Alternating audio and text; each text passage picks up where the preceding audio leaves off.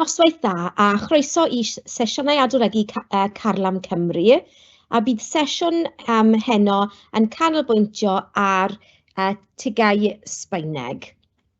So fy enw I ydy Senora Pritchard, so hola, so I Senora Pritchard, and byddai'n siarad I chi heno am los temas, so themau. Now, fel ydych chi'n gwybod, mae amrywiaeth o themau yn y TGAU Sbaeneg. So, el objetivo es cómo prepararse para los exámenes. So, dwi'n mynd I trio helpu chi heno I paratoi am yr arholiadau. Entonces, ¿cuáles son los temas? Beth ydy y themau yn y TGAU Sbaeneg?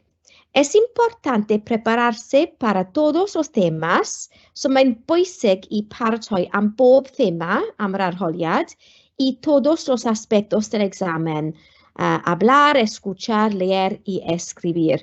So mae rhaid I chi paratoi am yr arholiadau llafar, gwrando, darllen ac ysgrifennu. So am mar ydych chi'n gallu gweld y themau. So mae 3 colofn, hunaniaeth a diwylliant, Cymru a'r byd, a cyflogaeth ac astudiaeth gyfredol ac yn y dyfodol. A bydd rhaid I chi paratoi am bob thema oherwydd am pob fath o arholiad, so llafar, gwrando ac yn y blaen, bydd y themau wahanol yn dod lan. So, enghraifft, yn yr arholiad llafar, bydd chwarae rôl, llun ar gerdyn a sgwrs, dau sgwrs, a bydd rhaid I ni cyfro y 3 colofn yma, okay? So efallai enghraifft, bydd chwarae rôl ar amgylchedd, efallai, bydd y llun ar gerdyn ar bywyd ysgol coleg, a wedyn efallai bydd y sgwrs am technoleg a chyfryngau cymdeithasol neu hunan a pherthnasoedd, enghraifft, okay? So dyna pam mae'n bwysig I paratoi am bob thema, oherwydd bydden nhw I gyd yn dod lan mewn unrhyw ffordd yn yr arholiadau TGAU Sbaeneg. Okay. Los exámenes, so pa fath o arholiadau bydd rhaid I chi gwneud, so hablar, llafar, juego de rol, so chwarae rôl, tarjeta fotográfica, llun ar gerdyn, 2 conversaciones, so 2 sgwrs hefyd. So dyna'r arholiad llafar. Escuchar, gwrando, una variedad de tareas cortas, so bydd rhaid I chi gwneud amrywiaeth o tasgau byr yn yr arholiad gwrando. Wedyn, leer yr arholiad darllen. Unwaith eto, una variedad de tareas de lectura. So bydd amrywiaeth o tasgau byr I darllen. A wedyn, escribir, oraciones, 50 palabras, 100 palabras, etc. So mae'n dibynnu pa arholiad ysgrifenedig dych chi'n gwneud. So os dych chi'n gwneud yr rhain sylfaenol, bydd rhaid I chi ysgrifennu llai, so oraciones, 50 palabras, etc. Ond os ydych chi'n gwneud yr rhain uwch, bydd rhaid I chi ysgrifennu mwy. Okay, so I baratoi am yr arholiadau, bydd rhaid I chi dysgu vocabulario, so geirfa, oraciones I opiniones, so brawddegau a barn, a wedyn paraffos yw paragraffau. Okay? So, sut? ¿Qué puedes hacer para prepararte? So, beth allech chi'n gwneud I paratoi am yr arholiadau? So, dyna enghreifftiau, syniadau. Aprender vocabulario clave para todos los temas, todos los temas. So, bydd rhaid I chi dysgu geirfa allweddol am pob thema. Escribir oraciones en varios tiempos. So bydd rhaid I chi ysgrifennu brawddegau yn yr amser gorffennol, presennol ac yn y dyfodol. Dar opiniones positivo y negativo con justificaciones. Entonces explique por qué. Okay? Explica por qué. So bydd rhaid I chi rhoi barn am amrywiaeth o pethau. Ysgol, gwisg ysgol, rheolau'r ysgol, gwyliau, teithio, ffrindiau, chwaraeon ac yn y blaen, okay? A bydd rhaid i chi dweud pam dych chi'n meddwl hwnna, pam dych chi'n hoffi rhywbeth, pam dych chi'n credu rhywbeth, okay? So mae'n really bwysig i dysgu ansoddeiriau ac yn y blaen i esbonio pam. Wedyn, responder preguntas, so bydd rhaid i chi ateb cwestiynau, a wedyn escribir párrafos con detalle adicional, variedad de palabras y patrones de oraciones.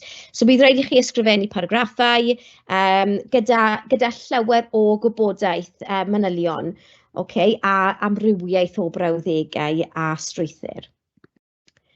Okay, so beth hoffwn ni ffocysu arno heno yw y trefnyddion gwybodaeth.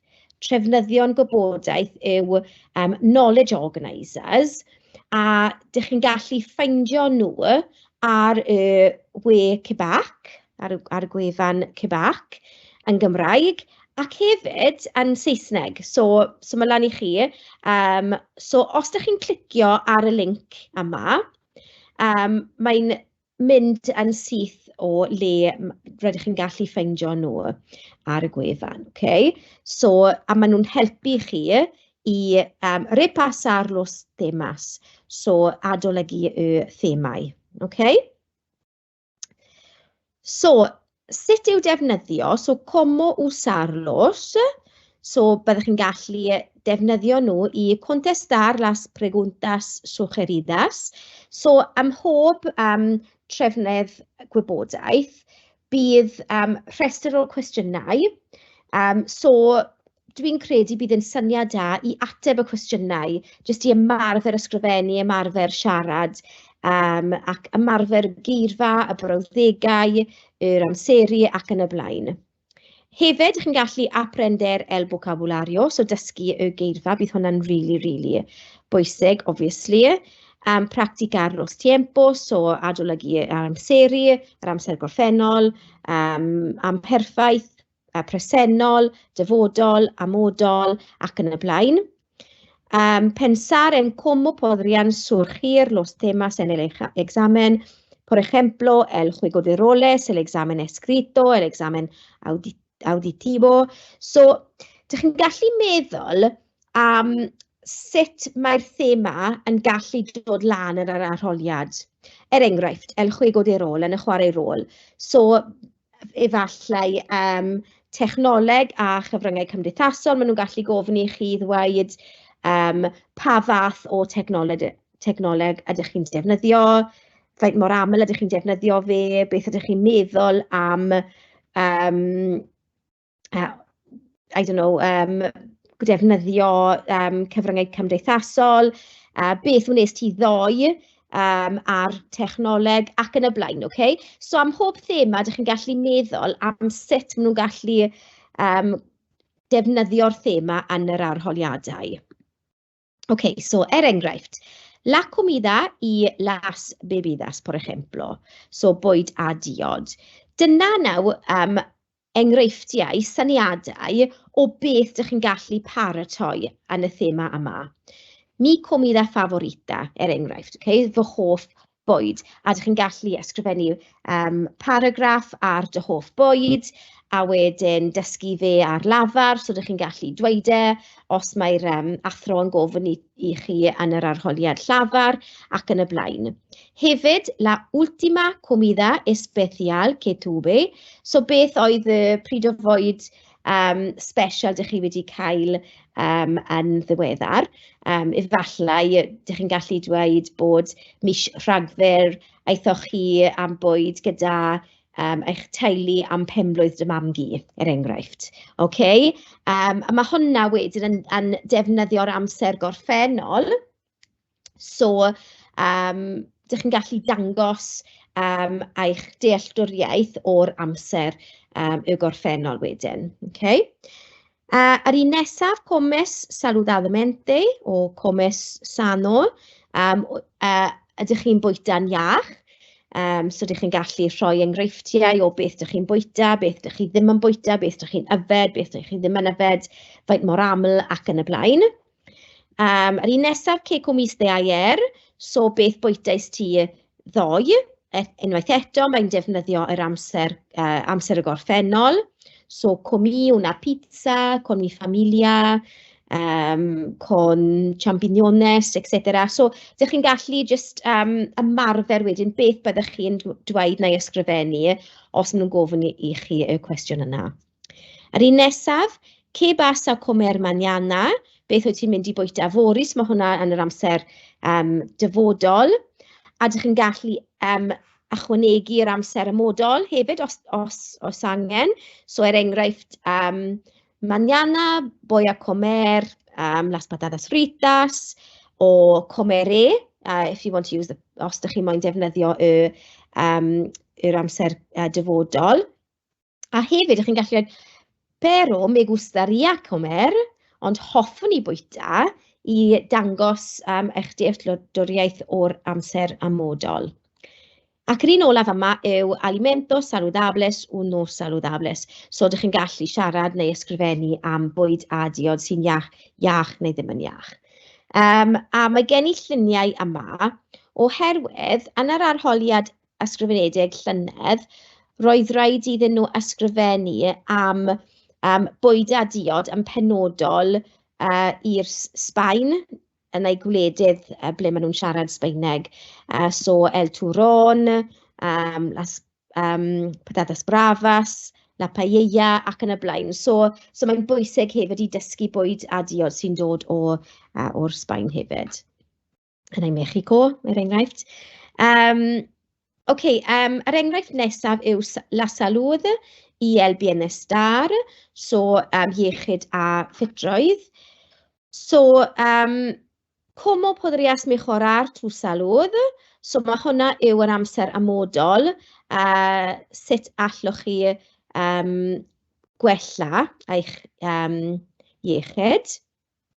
So, chwaraeon, bwyd a diod, dim ysmygu, dim yfed alcohol ac yn y blaen.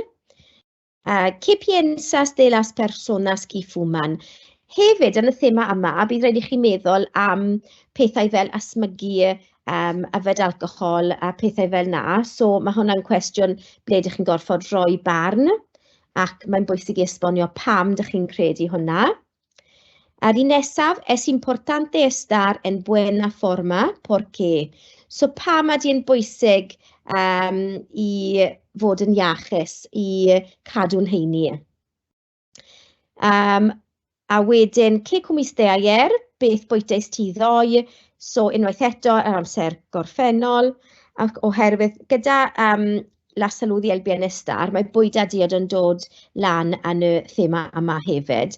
Byddwch chi'n gweld yn ystod y pwynt pŵer yma, mae'n llawer o cysylltiau, so mae un thema yn gallu helpu thema arall. So, maen nhw'n gweithio gyda'n gilydd. Yr un nesaf, ¿cuáles son los principales problemas de salud? So, problemau gyda iechyd bwysicaf. ¿Qué haces para mantenerte en forma? So, beth wyt ti'n gwneud i cadw'n heini? A hefyd, hyd yn oed os maen nhw'n gofyn i chi cwestiwn yna yn yr amser presennol, ydych chi'n gallu ateb yn yr amser presennol, ond wedyn ychwanegu syniadau neu brawddegau yn yr amser gorffennol neu y dyfodol. So, ar hyn o bryd, beth ydych chi'n gwneud, ond pan roeddwn ni'n yn yr ysgol gynradd, roeddwn ni arfer gwneud chwarae tennis neu rhywbeth, ac roedd yn nesaf hoffwn ni dysgu sut i gwneud judo neu rhywbeth fel yna. So, mae'n bwysig i defnyddio yr tenses. Os na, mae'n rili anodd i cael mwy nasg yn yr arholiad. Dwi ddim yn gweithio am y cybac, dwi'n just athrawes, ond dwi'n just rhoi fy barn i am y arholiadau. So, meddyliwch pa fathau eraill o gwestiynau y gallech chi baratoi ar ei cyfer. So, meddwl am y themau wahanol, a pa fath o cwestiynau ydych chi'n gallu paratoi. Y mwyaf ydych chi'n gwneud, hawsach bydd yr arholiad. OK, so dyma enghraifft o'r trefnydd gwybodaeth ar hunan a pherthnasoedd. A fel ydych chi'n gweld, yn y porffor yma, dyma cwestiynau ar y thema yma. So, gallech chi fynd trwy bob pwnc ac ateb y cwestiynau a awgrymir. So, dwi'n mynd i dangos chi naw enghraifft i ateb y cwestiynau yma, OK? So, por ejemplo, describe a tu familia. So, mae'r atebion yma ddim yn atebion perffaith, maen nhw'n jyst syniadau, OK?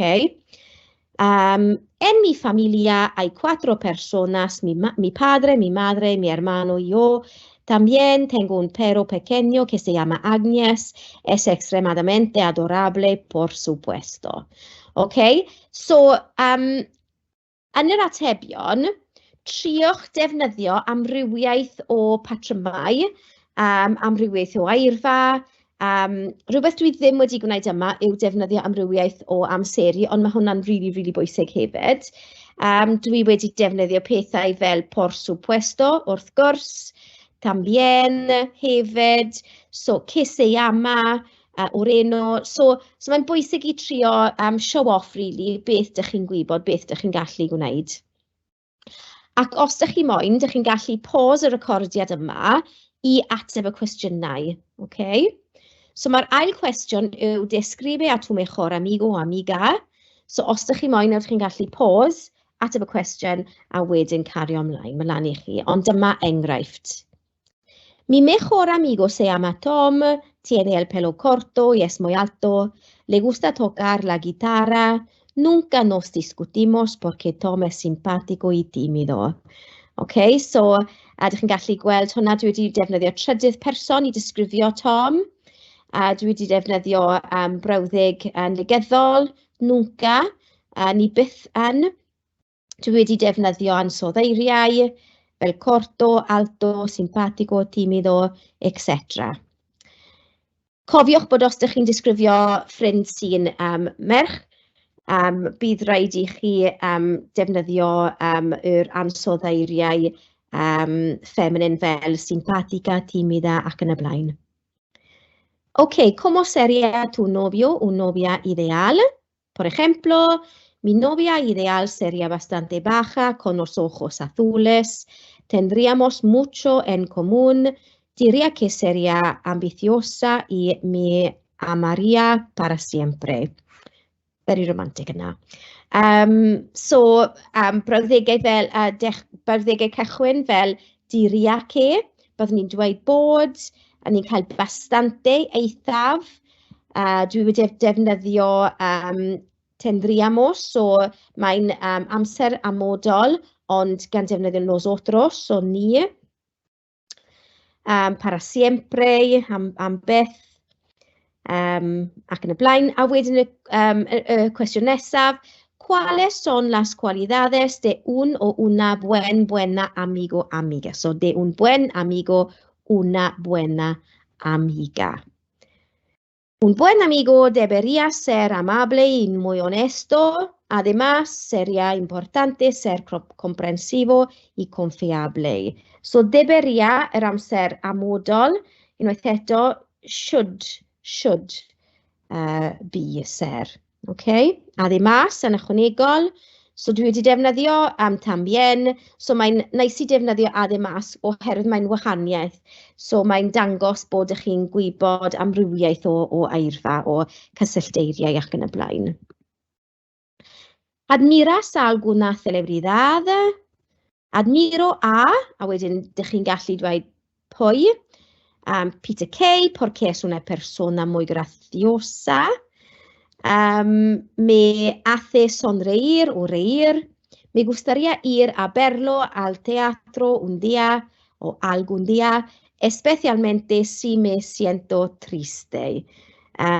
So, unwaith eto, mae'n neis i defnyddio me gustaría, so amodol, especialmente, yn enwedig, ac yn y blaen. ¿Te interesa la moda? No me interesa la moda. En mi opinión, la ropa de moda es demasiado cara, Personalmente prefiero llevar ropa cómoda tal como una camiseta y los tenis. Personalmente yw ffordd neis I ddechrau barn. Prefiero en lle me gusta, me interesa o no me interesa, so amrywiaeth o brawddegau. Ac yn un olaf, ¿qué vas a hacer dentro de 10 años? En el futuro tengo la intención de viajar por el mundo y me gustaría ser peluquero. No estoy seguro todavía dónde viviré, pero preferiría vivir cerca de mi familia. So, dwi wedi defnyddio yr amser presennol, amodol, dyfodol, amodol eto, so amrywiaeth o tenses yna. OK, ac un arall, technoleg a cyfryngau cymdeithasol. So, dyna'r cwestiynau am porffor yma. So, TNS yw'n mobil. Dwi ddim yn mynd dros popeth nawr, ond os ydych chi'n gwylio'r y pwynt pwr yma, ydych chi'n gallu mynd dros popeth. Ond hoffwn ni mynd ymlaen at y themau wahanol. Okay? So, TNS yw'n mobil, dyna'r ateb.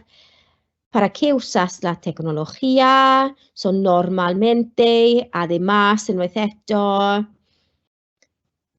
¿Qué piensas de las redes sociales?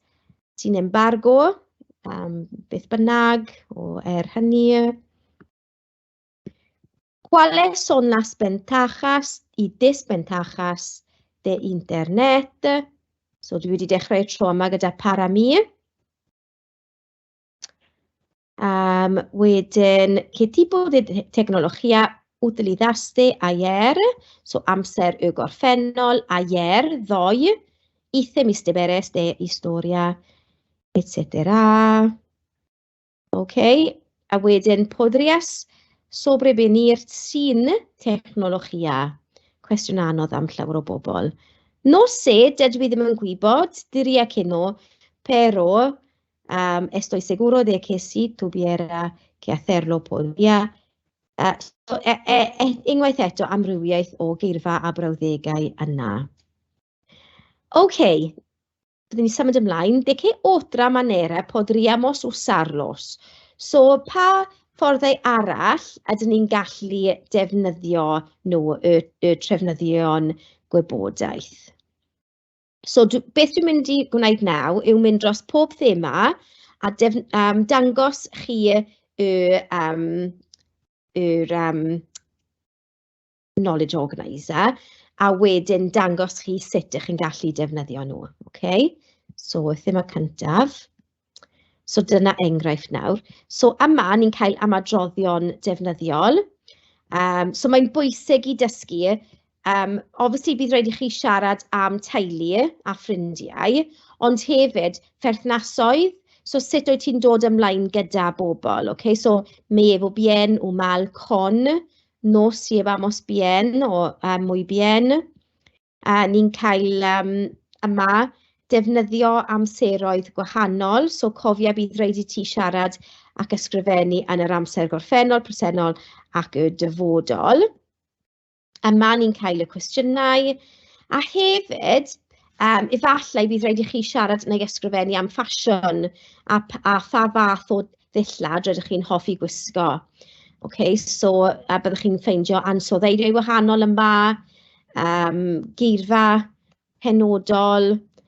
So, mae nhw'n really defnyddiol a dwi'n annog I chi gyd I lawrlwytho nhw o'r gwefan, printo nhw mas a neu defnyddio nhw ar y cyfrifiadur, mae lan I chi save the environment, a defnyddio nhw I adolygu. Ac efallai, ydych chi'n gallu ychwanegu iddyn nhw. So, enghraifft, os ydych chi'n gallu meddwl am ansoddeiriau arall I disgrifio personoliaeth, ydych chi'n gallu ychwanegu nhw i'r slide neu i'r papur neu beth bynnag. OK, so dyna'r un cyntaf. A mae nhw yn Saesneg hefyd, ond byddwn ni'n canolbwyntio ar y Cymraeg heno. So, yr ail thema, tecnologia I redes sociales, so technoleg a cyfryngau cymdeithasol. So, Yma mae'n dangos i chi sut i roi barn. So fel dwedais i, mae'n neis i defnyddio amrywiaeth o brawddegau cychwyn. So nid jyst creo que bob tro, ond pienso que, me parece que, en mi opinion, para mi, personalmente, ac yn y blaen. Mae'n really bwysig i dysgu y geirfa penodol wrth gwrs. So dyma cwbl o geirfa yma, ydych chi'n gallu dysgu. A hefyd, mae rhaid i chi dysgu am manteision ac anfanteision o technoleg, cyfryngau cymdeithasol, gyda ansoddeiriau a rhesymau i gyfiawnhau. Okay, so rydych chi wastad yn gorfod esbonio pam ydych chi'n credu hynny. Okay. Wedyn, y trydydd un, iechyd a ffitroedd corfforol, so salwdd i aptitude ffisica. So, dyna'r cwestiynau unwaith eto yn y porffor. Bydd rhaid i ti siarad am cadw'n heini, salwch, cyffuriau, alcohol ysmygu ac yn y blaen. Defnyddio am adroddion allweddol fel es importante comer, fruta i verduras ac yn y blaen. Cofiwch ddefnyddio amserau gwahanol, so yma ni'n cael y gorffennol, y presennol ac y dyfodol fel enghraifft. So ayer, la semana pasada ac yn y blaen, mañana, la semana que viene, o la próxima semana. A wedyn cysyllteiriau amser yma, maen nhw'n really defnyddiol. A cofiwch fel pethau fel na, fel y cysyllteiriau amser, bydden nhw'n defnyddiol am mhob thema. So, a menudo, so, os ni'n siarad am technoleg, ydych chi'n gallu dweud bod ydych chi'n defnyddio'r ffôn symudol yn aml, a menudo. Right? So, maen nhw'n defnyddiol am pob thema, nid jyst y thema ble ydych chi'n ffeindio nhw. Okay. Wedyn, adloniant a hamdden, so entretenimiento i ocio. Mae hwnna'n eitha brod oherwydd mae llawer o pethau ydych chi'n gallu meddwl amdano, fel obviously chwaraeon, darllen, cerddoriaeth, fynd i'r theatr neu cinema, drama, clybiau, pethau fel na. So mae amrywiaeth o pethau ydych chi'n gallu asturio. So dyma berfau, cysyllteiriau, ymadroddion amseroedd, so ayer a noche ni wedi gweld nhw ar y slaid cyn hefyd. Y themau, so cerddoriaeth, teledu, ffilmiau ac yn y blaen. So yma, dwi wedi meddwl am sut ydych chi'n gallu defnyddio nhw mewn pob amseru. So, dy hoff llyfr yn yr amser presennol, y ffilm diwethaf welsoch chi, so'r amser gorffennol, cyngedd yr hoffech chi ei fynychu, so yr amser dyfodol ac yn y blaen. Yma ydych chi'n cael esboniad o gwstar ac encantar, so dydyn nhw ddim yn gweithio fel y rhan fwyaf o berfau yn yr amser presennol, so mae'n defnyddiol i darllen hwnna. Okay. Wedyn, bwyd a diod, comida i bebida. So fel dwedais i ar y ddechrau, mae'n bwysig hefyd i dysgu am bwyd a diod sy'n dod o Sbaen neu gwledydd ble maen nhw'n siarad Sbaeneg, fel Mexico, Brazil ac yn y blaen. So, just dysgu cwbl, so ydych chi'n gallu dweud neu ysgrifennu amdanyn nhw. So, dyma'r trefnydd yma. So, geirfa, so bwyd sy'n benodol i Sbaen hefyd, so las gambas, etc. So, mae amrywiaeth o geirfa yna. Bwyta mewn bwyty, so y pryd arbennig olaf a gawsoch. Neu, yn y chwarae rôl efallai, bydd rhaid i chi archebu bwyd. So, me gustaria o... Falle bydd rhaid i chi gofyn am y pris neu am y fwydlen ac yn y blaen. So dyma geirfa penodol yma hefyd, entrada, de beber, etc. A mae'n bwysig I siarad am beth sy'n iach ac afiach hefyd, okay? A pam, so dyna ansoddeiriau ychwanegol. Okay, nesaf ni'n cael gwyliau a dathliadau, so festivales y celebraciones.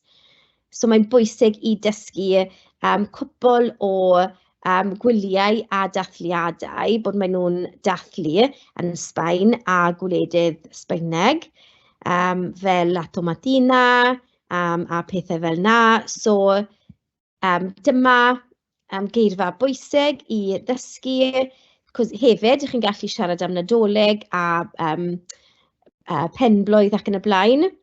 Mae cwestiynau yma sy'n gofyn am amrywiaeth o amserau. Datblygu banc o ansoddeiriau. So, obviously, bydd rhaid I chi dysgu ansoddeiriau am pob thema, ond weithiau ydych chi'n gallu cymysgu nhw gyda'n gilydd.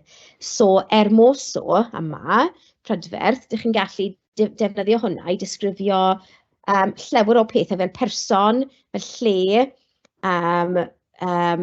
etc. So maen nhw'n really defnyddiol.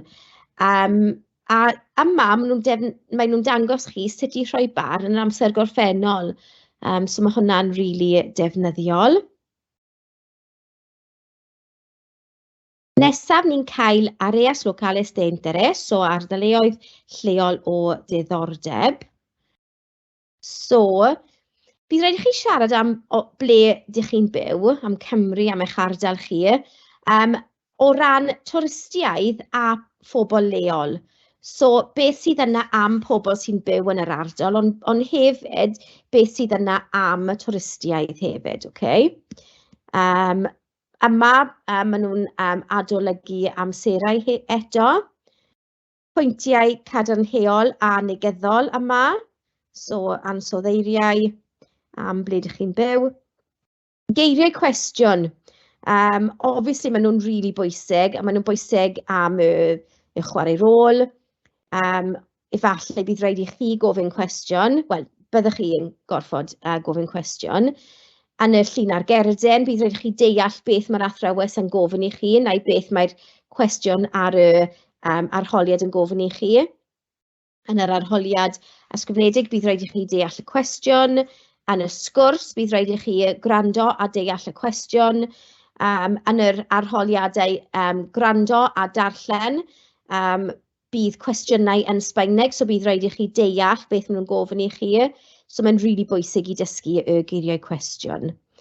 Ac yma, mae'n dangos sut I ymestyn yr ansoddeiriau, so bastante, demasiado, ac yn y blaen. Okay, teithio a thrafnidiaeth, so viajes I transporte. Obviously, bydd rhaid I chi dysgu y geirfa penodol, ond hefyd mae pwynt bwysig yma, geiriau teuluol, so mae nhw'n really bwysig. Defnyddiol ar gyfer y chwarae rôl yma, so efallai bydd rhaid I chi gofyn am tocyn neu rhywbeth. Bydd y rhain yn bwysig, so bentajas, desbentajas o trafnidiaeth cyhoeddus. A cofiwch fod pynciau'n cysylltiedig ac yn gorgyffwrdd. So, nid jyst am y thema, am pob un, mae nhw yn gysylltiedig gyda'n gilydd. Okay, wedyn Sbaen a gwledydd Sbaeneg eich iaith. So, Espanya I países de habla España. So, mae'n bwysig I dysgu ble maen nhw'n siarad Sbaeneg. So, mae'r llun yma yn helpu. So, ymadroddion defnyddiol yma. Maen nhw'n really defnyddiol. Chi'n gallu dysgu nhw. Ymadroddion ar gyfer y llun ar gerden. Y llun ar gerden yma. So, disgrifio llun beo, se puede ver. En esta foto ai ac yn y blaen, so maen nhw'n really defnyddiol. Gallai tywydd fod yn ddefnyddiol ar gyfer sawl pwnc, fel gwyliau yr ardal leol ac yn y blaen, so mae'n bwysig I dysgu'r tywydd.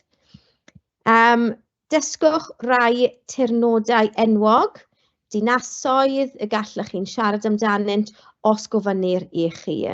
So just gwneud tipyn bach o ymchwil i ddysgu tipyn bach am Sbaen a lleol a rhanbarthol Sbaen a gwledydd Sbaeneg ei iaith. Gwyliau a thwristiaeth, vacaciones i turismo. So, paratowch ar gyfer gwyliau'r gorffennol, y dyfodol a gwyliau delfrydol, ideal holiday, yn ogystal â pha fath o wyliau sydd orau genwch yn yr amser presennol hefyd. So fel dweudais i, mae wastad yn bwysig i meddwl am bob amser. So paratoi cwestiynau ar bob amser. Archebu ystafell, so defnyddio ar gyfer y chwarae rôl unwaith eto. Fanteision ac anfanteision twristiaeth yma. Bydd hwnna falle'n gallu dod lan. Llety yma. So, maen nhw'n really defnyddiol yn fy marn i. Byddai'n defnyddio nhw yn aml. Yw'r amgylchedd, medio ambiente, mae hwnna yn gallu fod yn thema heriol. So, falle dyna pam bydd bwysig i dysgu fe mwy. So, dysgu y geirfa penodol, dysgu brawddegau, dysgu beth ydych chi'n gwneud i helpu, beth dylech chi ei wneud. Eto datblygwch amserau amrywiol, presennol, gorffennol, amodol ac yn y blaen. Datblygu barn fwy cymhleth. So, mae'n brawddegau cychwyn yma, ble ydych chi'n gallu dangos strwythurau cymhleth.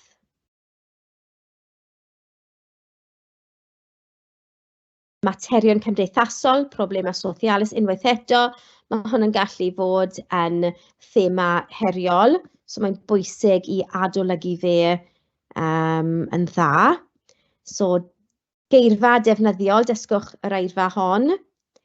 Unwaith eto, meddyliwch am yr hyn y gallwn ni neu gallwch chi ei wneud i helpu. Mae berfau yma i'ch helpu chi. Am adroddion defnyddiol ychwanegol. So me preocupan mucho los problemas sociales ac yn y blaen. Brawddegau si yma. Mae'n esboniad da.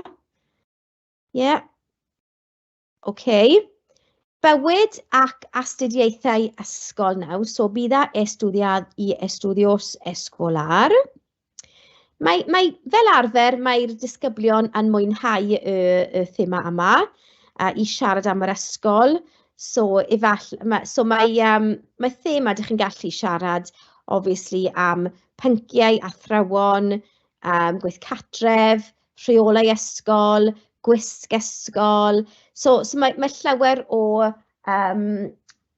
siawns i rhoi barn yn y thema yma. So mae'n bwysig i dysgu ansoddeiriau i esbonio pam ydych chi'n credu rhywbeth. So ni'n cael problemau yn yr ysgol, rheolau yr ysgol ac yn y blaen. A wedyn, mae'n rili tebyg, ond astudiaeth ysgol coleg. So, pynciau ysgol yma, athrawon, ansoddeiriau, disgrifio eich astudiaethau, so ansoddeiriau arall. So, llawer o farn fel dweudais i ar y pwnc hon, cofiwch ei heangu a'i cyfiawnhau. So, pam ydych chi'n credu hwnna? Sgiliau a rhinweddau personol, habilidades y cualidades personales. Am adroddion defnyddiol yma, rili defnyddiol. Gallai rhain hefyd fod yn ddefnyddiol ar gyfer gwneud cais am swydd neu gyfweliad. Efallai mae'n gallu dod lan yn y chwarae rôl, yn yr arholiad ysgrifenedig. So mae'n bwysig i paratoi am bob math o cwestiwn sy'n gallu dod lan. A mae cwpl o themau yma nawr, sgiliau, dysgu ar ôl 16 oed ac yn y blaen, maen nhw i gyd yn cysylltu gyda'n gilydd. So, astudiaeth ôl 16 oed, estudio después de 16, so beth ni'n cael cwestiynau yma, mae'r amserau dyfodol ac amodol yn bwysig ar gyfer y pwnc hwn, obviously oherwydd ydych chi'n siarad am beth hoffech chi gwneud yn y dyfodol. Eto cofiwch fod y pynciau hyn i gyd yn gysylltiedig ac yn cefnogi gilydd, dyna beth dwi jyst wedi dweud, am adroddion defnyddiol, a cwestiynau hefyd. So os ydych chi ddim wedi deall rhywbeth, cwestiwn, yn y chwarae rôl, yn y sgwrs ac yn y blaen, ydych chi'n gallu gofyn rhywbeth fel puedes repetir, por favor, ac yn y blaen. So maen nhw'n rili defnyddiol. A hefyd, hoffwn i ddweud bod, does dim rhaid i chi dweud y gwir maen, so fel arfer dwi ddim yn hoffi dweud celwydd, ond yn yr arholiad Ffrangeg a Sbaeneg, dwi wastad yn dweud bod, dych chi'n gallu dweud unrhyw beth, as long as mae'n cywir yn Sbaeneg neu yn Ffrangeg, okay? So os ydych chi ddim yn cael swydd rhan amser, dych chi'n gallu just dweud bod ydych chi'n gweithio mewn caffi, a beth ydych chi'n gwneud yna, pryd ydych chi'n gweithio yna, just am rhywbeth i ddweud, basically, just i cael mwy o brawddegau, ydych chi'n gallu paratoi cyn yr arholiadau. Hefyd, sori, ysgrifennu llythyr ffurfiol, mae hwnna'n gallu fod yn defnyddiol hefyd. Cynlluniau gyrfa, planes de carrera, so am adroddion defnyddiol yma, so unwaith eto maen nhw yn siarad am yr amser dyfodol. Meddyliwch am astudiaethau yn y dyfodol, swydd ble byddech chi'n byw, os hoffech chi briodi. So unwaith eto, hyd yn oed mae'n siarad am gyrfa, dych chi hefyd yn gallu siarad am ble hoffech chi byw, gyda pwy, ac yn y blaen. A wedyn, yr un olaf dwi'n credu, cyflogaeth, empleo. So, beth yw manteision ac anfanteision cael swydd rhan amser? Gwnewch yn siŵr eich bod yn dysgu amrywiaeth o swyddi gan y gallent ymddangos mewn unrhyw agwedd yr arholiadau. Does dim rhaid i chi dweud, does dim rhaid i chi dweud y gwir, gallech chi ddiweisio swydd rhan amser, os oes angen. A dyna fe. So, beth dwi'n credu nawr, bydd syniad da, yw i mynd ar y gwefan Cybac, lawrlwytho nhw, a wedyn defnyddio nhw i paratoi am yr arholiadau, dysgu geirfa, ysgrifennu brawddegau, paragraffau, ateb cwestiynau, ymarfer amserau ac yn y blaen. Okay? So, algunas preguntas, os ydych chi'n cael cwestiwn, ydych chi'n gallu ysgrifennu fe yn y lle ble mae'n holi ac ateb, a byddai'n ateb y cwestiynau ar ôl y sesiwn yma. Okay? So, adios, muchas gracias. Gobeithio ydych chi wedi mwynhau y sesiwn yna a gobeithio bydd yn defnyddiol i chi. So, wythnos nesaf, byddwn ni'n siarad am yr traducción dwi'n credu nawr, cyfieithiad. Okay? So, gobeithio byddwn ni'n gweld chi'r wythnos nesaf. Muchas gracias, adios.